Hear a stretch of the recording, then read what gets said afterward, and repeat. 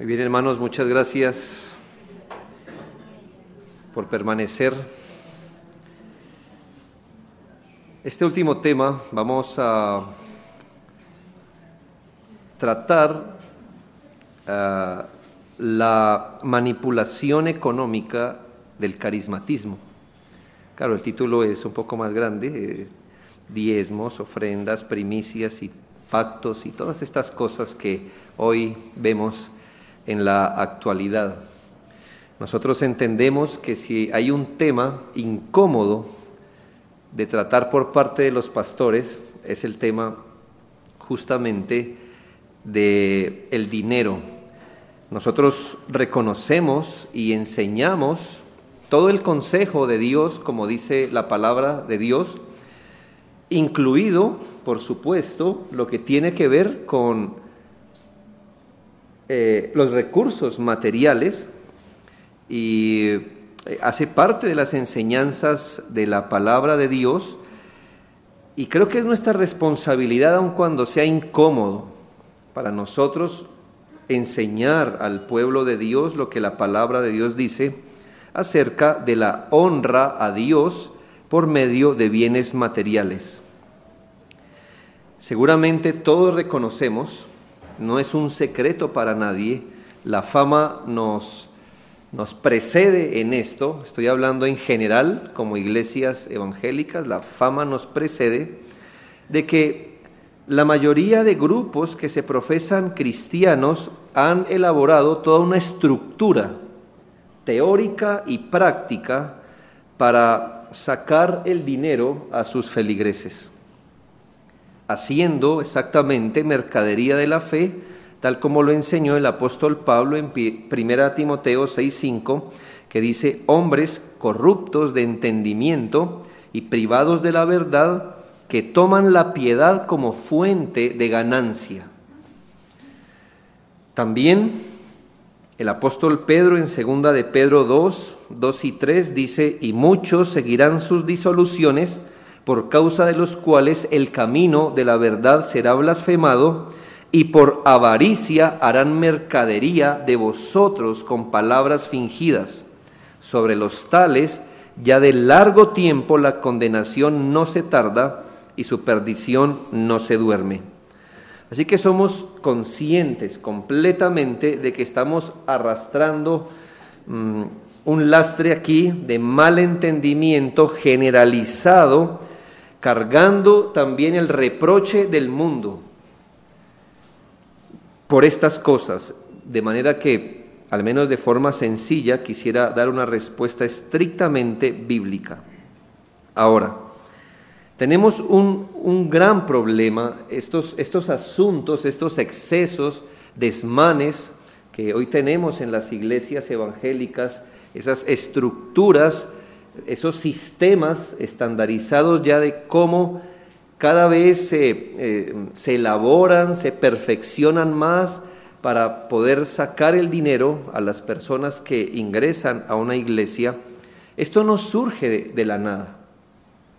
Esto tiene una estructura que la soporta, es decir, una iglesia no llega allí de un salto. Una iglesia llega allí por el manejo y la alimentación de ciertos factores donde resultan al final, como consecuencia por implicación, haciendo tal cosa. Por ejemplo, hablamos de que uno no puede llegar allí a menos de que tenga un mal entendimiento de lo que es la ofrenda al Señor. Volvemos al mismo punto que hemos remarcado aquí.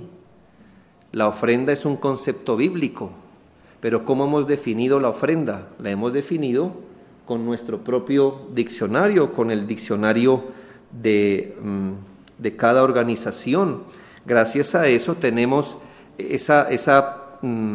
esos énfasis nuevos que han generado un lenguaje nuevo dentro del mundo evangélico. Es una manera de hablar que a veces las personas que no tenemos relación con esos grupos, a veces nos parece que ese nuevo lenguaje es un dialecto especial que ya usan para referirse a los distintos sistemas de ofrendas que hoy día están estandarizadas como pactos, como siembras. Entendemos que en muchas iglesias esto tiene un manejo que, por un lado, dar económicamente trae una serie de bendiciones amarradas allí, pero no hacerlo le atrae a usted maldiciones en muchos sentidos. Tenemos el concepto del pacto de dinero a cambio de favores divinos. La respuesta eficaz de Dios dependiendo del monto de su ofrenda. Es decir, Dios tiene un sistema de recaudo que depende del valor de su ofrenda, de manera que el valor le asegura a usted la rapidez o el monto también que usted va a recibir. Hay una serie de variantes aquí, pero particularmente, si usted se da cuenta, siempre este sistema intrincado de dar dinero tiene como factor principal la mediación, ya sea de un pastor, un apóstol o una iglesia, una organización, una especie de mediación donde usted deposita el dinero.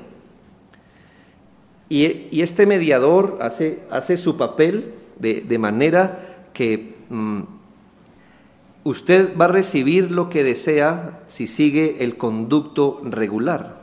Generalmente estos pastores, apóstoles, iglesias, organizaciones, como cadenas de televisión, emisoras, agrandan su poder económico, mientras que los fieles deben ejercitar mucho la fe para ver algo de lo que han sembrado.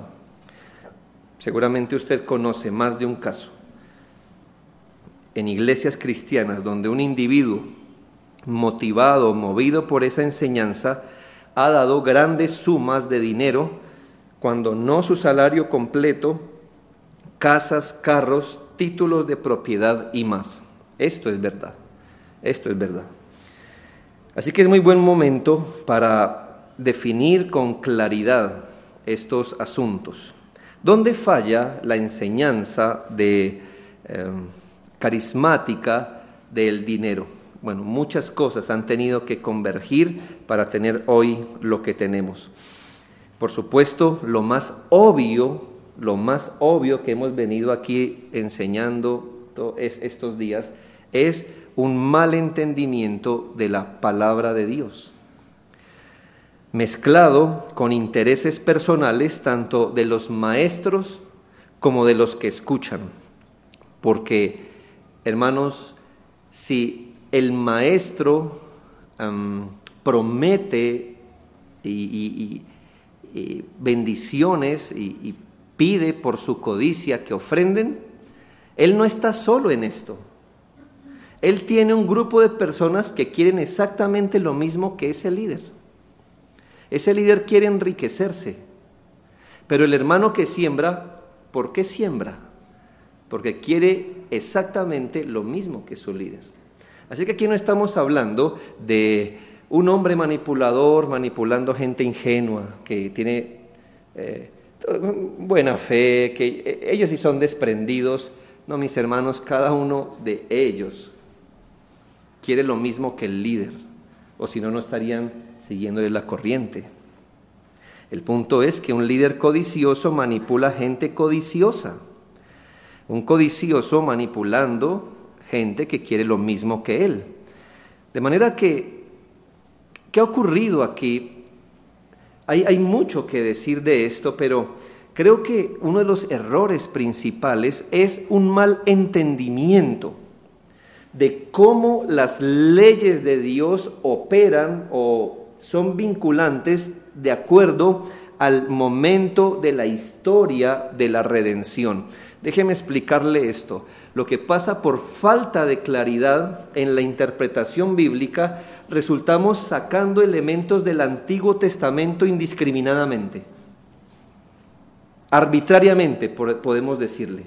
Así que podemos echar mano del Antiguo Testamento cuando habla de las siembras, de los diezmos, de las maldiciones. Ahí sí podemos usar Deuteronomio, Levíticos, podemos usar tantos recursos del Antiguo Testamento, leyes. Y entonces el movimiento carismático va a tomar leyes del Antiguo Testamento y van a decir, mire, esto es ley de Dios, ley, esto lo manda Dios. Pero, ¿qué ocurre con esas partes del Antiguo Testamento que también están en el mismo contexto, pero el carismático ya no las toma? Yo le preguntaría a él, ¿con qué criterio tomas partes del Antiguo Testamento, las traes tal cual a nuestra época, y con qué criterio dejas partes del Antiguo Testamento sin tocar?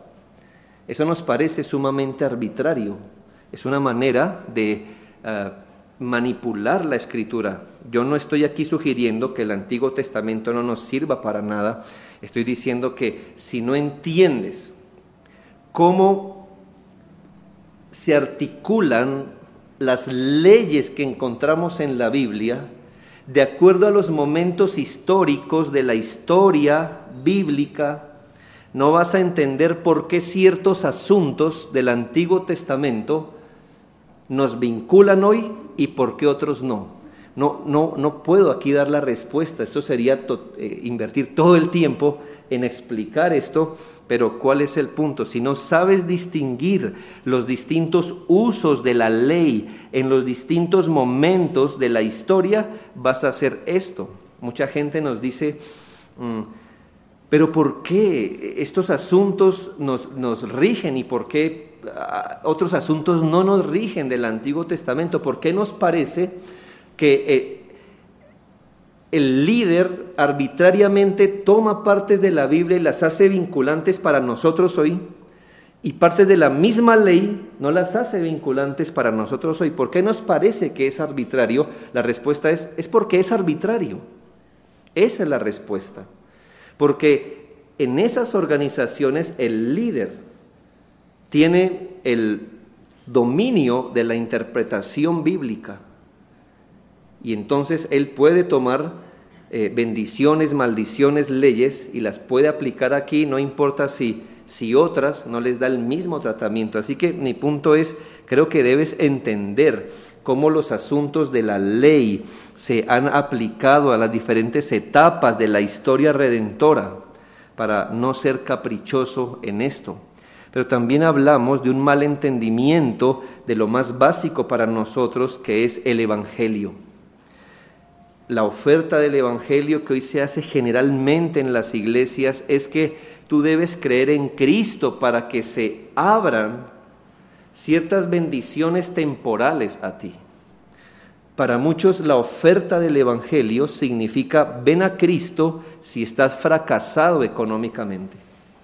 La oferta del Evangelio ha sido reducida a que Cristo murió en la cruz para ayudarte a lidiar con todo mal temporal, salud, dinero, asuntos familiares.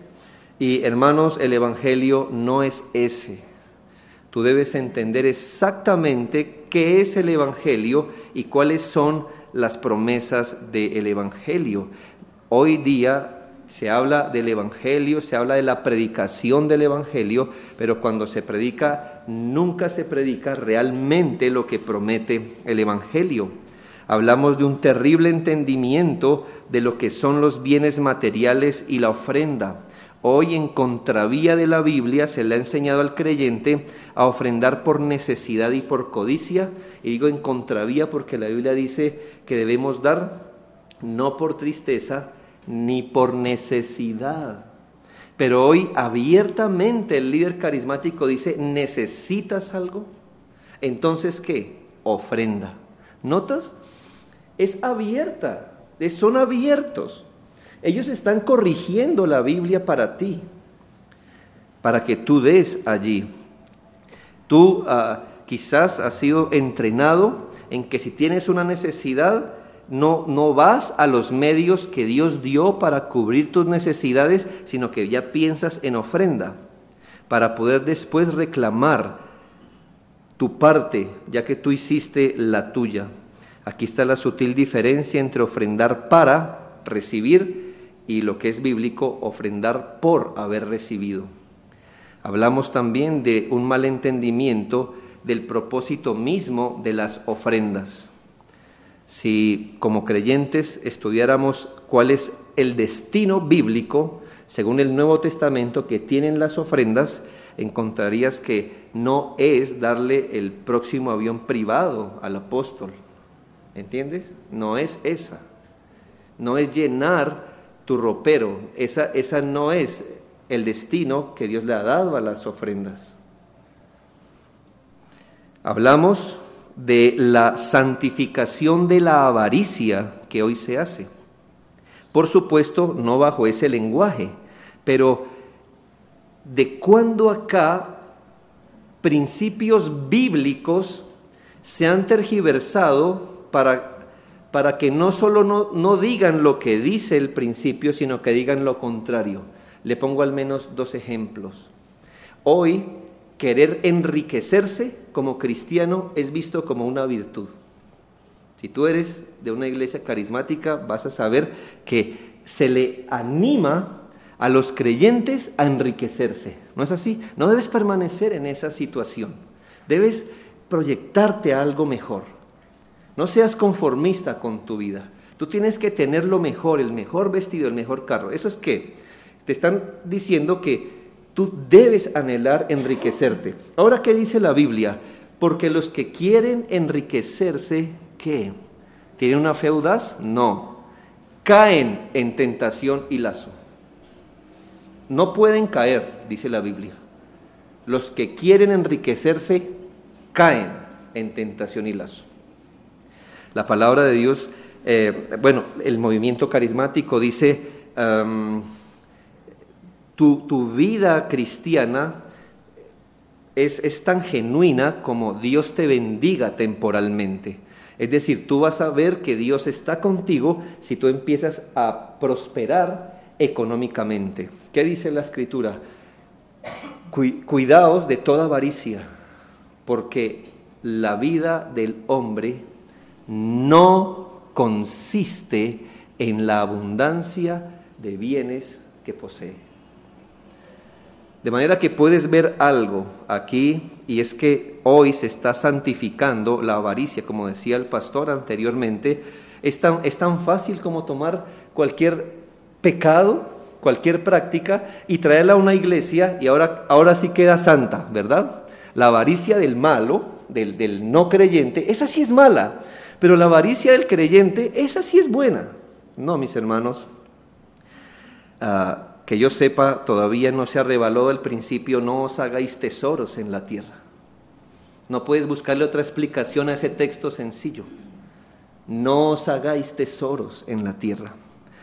La filosofía de esta prosperidad material ha enseñado a los individuos a que en lugar de trabajar fuertemente bajo la bendición de Dios, lo que hacen es tratar de tomar el atajo más conveniente, que es dar una cierta cantidad, darla al apóstol, al pastor, etcétera, y yo quiero recibir 10 veces más. Yo te digo, ¿quieres recibir 10 veces más de lo que tienes? Pues trabaja 10 veces más de lo que lo haces ahora. La ofrenda no es el medio para recibir bendiciones. ¿Me hago entender? Has equivocado los medios divinos. En resumen, tú no llegas a tener una teología errada de la prosperidad material, de las ofrendas, diezmos y primicias, de la nada. Para llegar allí, tienes que haber construido todo un sistema de mal entendimiento bíblico.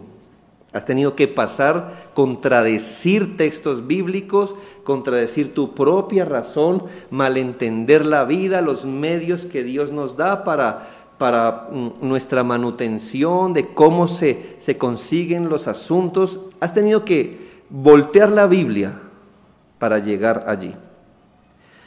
Tenemos este problema, pero déjeme sugerirle el problema de la reacción. No ha ayudado mucho. Muchas personas se han dado cuenta de esos excesos y entonces han razonado bien.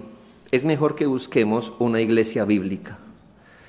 Quizás hasta que no se vieron en bancarrota no hubo razón, pero gloria a Dios, si así les vino la razón. Está bien, no tengo más dinero que dar, ya fracasé, ya di tanto dinero, no prosperé, el apóstol prosperó, yo no prosperé, eso era lógico, ¿verdad? Pero, ¿cuál es mi punto? Vienes exhausto, después de haber sido terriblemente manipulado, has abierto los ojos, has visto cómo el sistema impío de mercadería de la fe te ha esclavizado, pero llegas a una iglesia bíblica y no quieres saber ni de ofrendas, ni de nada que ver con el apoyo económico al pueblo de Dios. Y has caído exactamente en el mismo error. Y te voy a decir por qué. Porque en el otro lugar, tu error fue que no fuiste a la Escritura y levantaste tu práctica por lo que decía un hombre. Ahora vas a una iglesia bíblica y ahora te sometes a otro hombre, tú. ¿Qué ocurre con la Biblia? Que tu reacción para no ser manipulado por un hombre ahora es ir al otro lado y caer bajo tu propio razonamiento, y que cometiste el mismo error. No fuiste a la Escritura.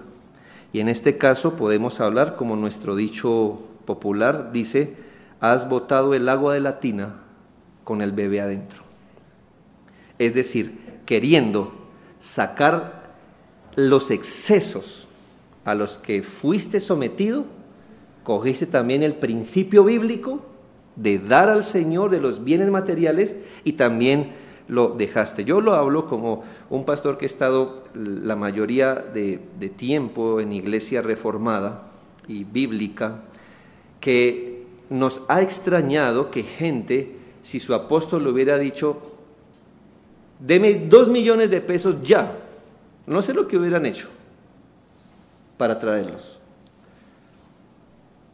Pero si en su iglesia bíblica se niegan aún a ofrendar, se niegan a ofrendar. Esto ha debilitado la obra de Dios en muchos lugares. Hoy muchos creyentes en iglesias bíblicas se han vuelto más que tacaños, desobedientes. Queriendo combatir un exceso han caído en el otro. Como puedes ver, muchos se movieron de un extremo no bíblico a otro extremo no bíblico. Yo diría que esta es una teología no bíblica, sino una teología reaccionaria, donde tú todavía no has quitado de tu mente los maestros antiguos, tu teología no florece con libertad de la palabra de Dios, ni de las páginas de la Biblia, sino que sigues cargando, sigues esclavizado a tus maestros antiguos en el corazón. Por eso no ofrendas al Señor, por eso te volviste tacaño en una iglesia bíblica. Yo quisiera no pensar esto, que la mayoría de hermanos, el único motivo que tenían por ofrendar era la posibilidad que tenían de recibir más dinero. Yo no quisiera pensar eso en nuestras iglesias bíblicas. Que cuando tú le dijiste la verdad, que el asunto no era así, el asunto no era que si tú dabas ibas a recibir 100 veces más en esta vida. Cuando tú le quitaste esa motivación, se les fue la motivación de obedecer al Señor. No quisiera pensar que nuestras iglesias están llenas de personas que a menos que tú les muestres, ¿verdad?, un poco de carne al frente, entonces no ofrendarían. Me niego a creer eso. Pero a veces llego a esa conclusión, que a menos que el creyente no vea un resultado temporal de lo que ofrenda, no ofrendaría. Si ve una ganancia temporal, ofrendaría. Pero como es para la extensión del reino, es para la salvación de las almas, es para el sustento del ministro, es para sustentar el lugar que nos sirve de reunión, eso no es tan importante, ¿verdad? Eso no es tan importante, eso se puede obviar en las iglesias. Debo decir, hermanos, que al menos en nuestro país, iglesias bíblicas son debilitadas. ¿Por qué? Porque sus miembros, que ahora comen mejor espiritualmente, se vuelven muy renuentes, apretados en su corazón. Y si queríamos huir del mundo y sus filosofías, hemos caído ciegamente al otro lado. De manera, hermanos, que ¿cuál es el punto? Debemos ser sensatos en esto, entendiendo que hay confusión en el tema. Déjame preguntarte esta noche, y espero que no pesen los antecedentes, pero hagamos el ejercicio. No pienses en tu esclavitud, donde te tuvieron, pero respóndeme a conciencia. En la Escritura, a conciencia, hermano cristiano, hay un principio que nos diga a los hijos de Dios que debemos honrar al Señor con nuestros bienes de forma regular. ¿Lo hay o no lo hay? Sí, mis hermanos, sí lo hay. Sí que pastores han abusado de ese principio, es verdad. Que han usado esa preciosa verdad como una cadena de esclavitud, eso es verdad, hermanos, pero el principio no es anulado por la aberración del principio que muchos han hecho.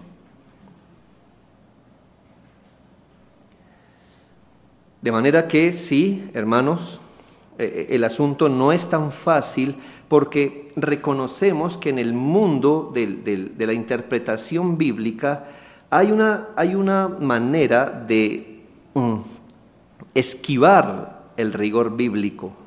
Hoy no solamente porque mucha gente cristiana bíblica quiere reaccionar a los excesos, sino por esa manera de interpretar la Escritura que reconocemos, al menos teológicamente se le ha denominado dispensacionalismo. Eso se ha metido en la mente de muchos creyentes que hoy concluyen que no debemos ser generosos en la obra del Señor. Lamentablemente esto ha ocurrido hoy y muchos cristianos bíblicos ya no ofrendan al Señor, ya no dan parte de sus bienes materiales, y ni mucho menos los vas a encontrar ofrendando de forma sacrificial para el reino de Dios. Eso como que en las iglesias reformadas y bíblicas esa palabra no se puede usar. Ofrenda sacrificial. Eso suena muy carismático, ¿verdad? Hermanos, pero es bíblico. A menos de que tú tengas otra interpretación de los que se describen en Tesalónica, que a pesar de su profunda pobreza, dieron y pidieron no ser excluidos del privilegio de dar para la obra del Señor. Dejando a un lado estas experiencias, debemos entender que la palabra de Dios sí afirma que nosotros, los que conocemos al Señor, debemos honrar al Señor con nuestros bienes. Con nuestros bienes. Los destinos que la palabra de Dios señala para las ofrendas materiales son múltiples, son variados. Sí hay registro bíblico.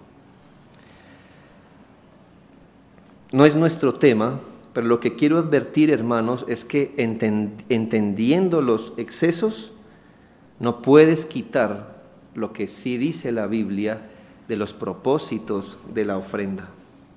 Ahora, hay un asunto que yo quisiera tocar muy por encima, y es una discusión que hoy tenemos acerca del diezmo. Entendemos que aún en los grupos bíblicos el asunto no hay unidad completa en esto. Y lo entendemos por el mismo hecho que le decía hoy. Hoy día, gracias al dispensacionalismo, muchas personas entienden que si bien el creyente debe dar ofrendas, la palabra diezmo jamás debe ser relacionada con la ofrenda. Y entendemos que en un sentido esto puede ser verdad, pero déjame proponerte algo aquí. Entendemos que hay una base bíblica de honrar al Señor con nuestros bienes. Eso es bíblico y ahí todos estamos parejos. Vemos que el asunto del diezmo aparece en el registro bíblico antes de Moisés, es decir, antes de la ley. ¿En qué lo ves? Al menos 2 patriarcas, uno diezmó, que es Abraham, y aquí es algo singular, Abraham diezmó a Melquisedec. Melquisedec fue un sacerdote fuera del sacerdocio levítico, fuera de la ley del Sinaí. Luego encuentras que Jacob prometió un diezmo. Mi punto es este: no tenemos registro de que Dios les haya ordenado diezmar a ellos, pero el hecho que Dios haya recibido esa ofrenda significa que esa ofrenda le era agradable a Él. ¿Me hago entender? Por implicación, aunque Él no lo haya ordenado, el punto es que lo recibió. Y debo decirte que Dios no recibe ofrendas que estén por fuera de su voluntad. Así que eso ya nos da un principio. Ahora, ¿qué ocurre? Cuando llegas a Moisés, ese principio de dar al Señor, de honrar al Señor con sus bienes, ese principio se estructuró bajo un sistema que hoy conocemos como el Antiguo Pacto. Ese principio de honrar al Señor con sus bienes se expresó de una forma particular en la estructura legal de Moisés. Bajo el Antiguo Pacto, ese principio de honrar al Señor con los bienes tomó una forma específica, y la forma específica para un pueblo físico, geográfico, pedagógico, era una cantidad de ofrendas sistemáticas, no solo de un diezmo, sino de muchos diezmos, de muchas ofrendas. Pero nota esto, no tienes que irte de allí, porque aunque la forma que tomó el principio fue distinta, el principio de dar al Señor se mantuvo. ¿Me hago entender? El punto es que la forma del principio fue una antes de la ley de Moisés. El mismo principio tomó una forma particular en la ley de Moisés. Muchos estudiosos han remarcado que el pueblo de Israel no solo diezmaba una vez, como algunos pensarían, sino que tenían muchos tipos de ofrendas y diezmos. Autores eruditos en esto han dado más luz sobre eso, pero no es nuestro punto. Cuando llegas a los evangelios y notas lo que los apóstoles escriben en los evangelios, y debo decir que los evangelios son usados como libro de texto para educar la iglesia del primer siglo, es decir, esa era su explicación del ministerio de Cristo. Se afirma una palabra del Señor que queda registrada en Lucas: «Ay de vosotros, fariseos, que diezmáis la menta, la ruda y toda hortaliza, pasáis por alto la justicia y el amor de Dios. Esto os era necesario hacer sin dejar de hacer aquello». Es decir, que en épocas del Señor Jesucristo, Él no necesariamente está instituyendo algo, pero está dando por sentado algo. Esto os era necesario hacer. Es decir, en épocas del Señor Jesucristo, Él avala que el principio de honrar al Señor con los bienes todavía sigue vigente. En instrucciones posteriores, por supuesto, cuando cae formalmente el antiguo pacto o la institución del antiguo pacto sobre la base del sacrificio una vez y para siempre de nuestro Señor Jesucristo, la palabra de Dios es muy cuidadosa en afirmar que hay principios que la muerte de Cristo hizo caducar. La misma Biblia, hermanos, no nosotros, la Biblia afirma que con la muerte de Cristo caducan ciertos principios o cierta estructura. Por ejemplo, la misma Biblia dice que ya no hay necesidad de más sacrificios. Eso no nos inventamos nosotros, la misma Biblia lo hace. En el caso del principio de honrar al Señor con nuestros bienes, no cayó bajo el antiguo pacto. Cayó esa estructura particular, esa forma que tomó, pero no el principio. El principio de honrar al Señor con nuestros bienes sigue en adelante. De manera que podemos afirmar que aunque el diezmo no corresponde a una norma legal impuesta en el nuevo pacto, el diezmo corresponde a una expresión legítima pero básica con la que el creyente del nuevo pacto puede empezar a dar. Vuelvo y lo repito, aunque no creemos que el diezmo sea una norma legal impuesta en el nuevo pacto, es una expresión de adoración legítima básica que corresponde al nuevo pacto. Ahora, ¿por qué digo una cantidad mínima básica? No puede ser, hermanos, que razonemos así. Cuando los principios bíblicos estaban en el tiempo de las sombras, los que estaban bajo ese pueblo geográfico, ese pueblo típico de Dios, ellos diezmaban el 10%. Ahora, los creyentes que estamos pisando no las sombras, sino la realidad, ahora Dios nos dio la libertad para ofrendar menos. ¿Notas? Es decir, ¿cómo tú me dices que participando de la realidad de las cosas, ahora tu devoción va a ser menos que los que vivieron en las sombras? Y te lo puedo comprobar con varios asuntos, pero al menos uno. La primera iglesia nunca razonó así. Ya que en el antiguo pacto se diezmaba, ahora como creyentes del nuevo pacto vamos y tenemos la libertad de Dios para ofrendar menos. ¿Qué encuentras en los Hechos? Aunque yo entiendo que esas cantidades no son normativas, ¿qué encuentras en el libro de los Hechos? Que ellos se dieron primero a sí mismos y luego lo que tenían. Tanto que muchas veces, la mayoría de veces, ellos abundaban mucho más allá. No puede ser que cuando Cristo estaba en sombras, el pueblo de Dios mostrara una devoción para honrar a Dios menor que la que tiene el pueblo de Dios cuando Cristo ya ha sido revelado. El punto es, como dice Corintios, y no como lo esperábamos, sino que se dieron a sí mismos primeramente al Señor y luego a nosotros. La norma del nuevo pacto no razona hacia abajo de un diezmo, sino hacia arriba de un diezmo. Pero ¿qué ocurre, hermanos? Que como le digo, no es una imposición legal.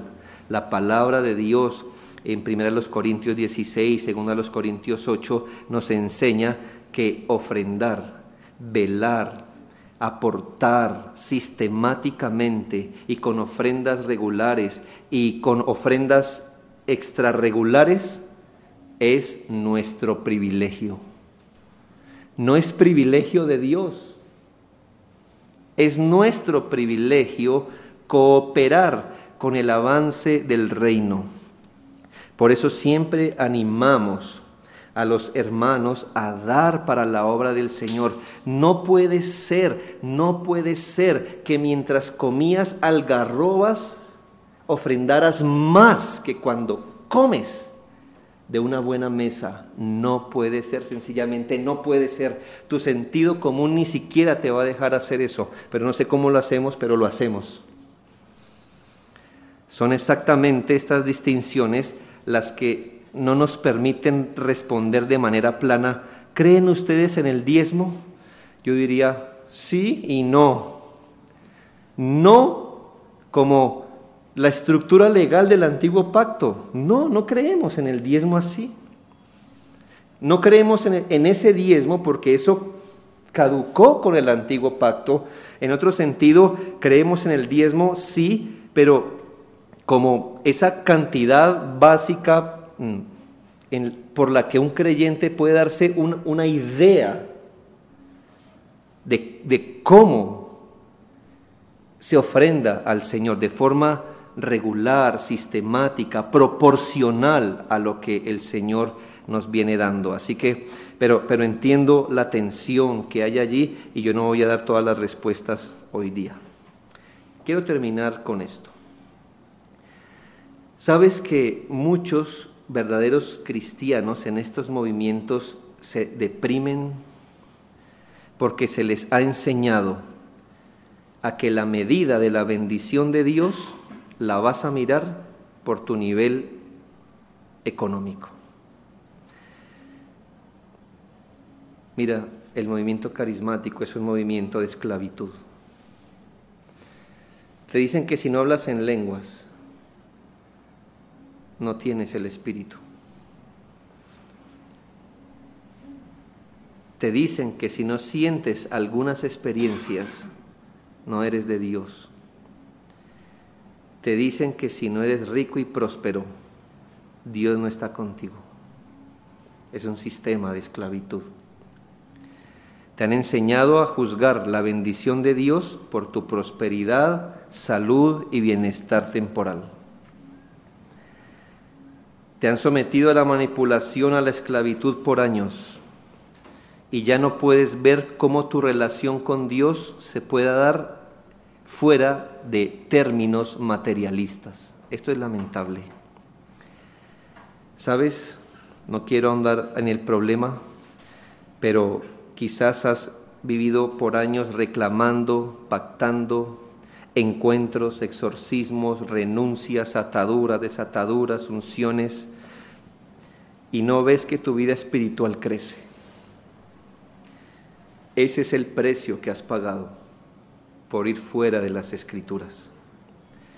Mi punto es este: como pastores que somos aquí, no solo mostramos el problema. Permíteme sugerirte algo. 1, arrepiéntete. Arrepiéntete, porque si tú estuviste allí, es porque en última instancia esas enseñanzas te hicieron sentido y tú querías lo que ellos ofrecían. Es decir, eras una víctima, pero no inocente. Si tú no te arrepientes, vas a seguir pensando igual. Tú debes reconocer delante de Dios que el problema no estaba necesariamente en tus líderes, aunque ellos tienen gran culpa. El problema es que tú querías exactamente lo mismo que ellos. Arrepiéntete de eso, arrepiéntete de la codicia, de la avaricia. Además, arrepiéntete porque la herejía está entre los pecados de la carne. Y tú pudiste tomar la palabra de Dios y contradecirla. Arrepiéntete de tus propios pecados. Pero también te aconsejo esto: fomenta un pensamiento bíblico. No basta con decir, ya no creo eso. Eso está mal. Bueno, sí, está bien que pienses así, pero entonces, ¿qué vas a creer? Fomenta un pensamiento bíblico, exponte a las Escrituras. Piensa bíblicamente de la ofrenda, del trabajo, piensa bíblicamente del dinero, piensa bíblicamente. También te doy este consejo. La Biblia dice: apártate de los que toman la piedad como fuente de ganancia.